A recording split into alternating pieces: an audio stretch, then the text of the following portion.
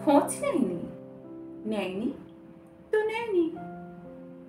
আচ্ছা, মনে রাখিনি।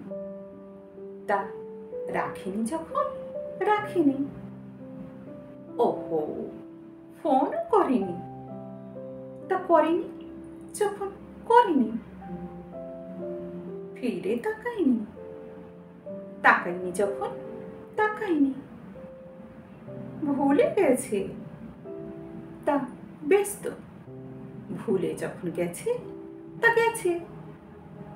তাই বলে কি নিজেকে বিষণ্ণতার সমুদ্রে ডুবিয়ে রাখতে হবে, নাকি হাসতে ভুলে যেতে হবে, নাকি নিজের আত্মসম্মানটাকে বিসর্জন দিয়ে তার কাছে মিনতি করতে হবে?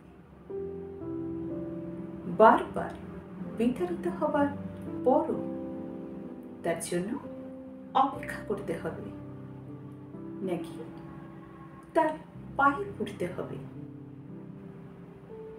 নাকি নিজেকে এতটাই সস্তা বানিয়ে ফেলতে হবে যে নিজের ভালো থাকাটাও অন্যের উপর নির্ভর করে? এই বিষয়টা নিয়ে না একটু ভাবা উচিত। জানো, তুমি যদি তোমার নিজের মূল্যটা না বোঝো, তাহলে একটা ভুল লোক তোমাকে নিয়ে ছিনিমিনি খেলছে, এটা হওয়াটা কি খুব স্বাভাবিক নয় কি?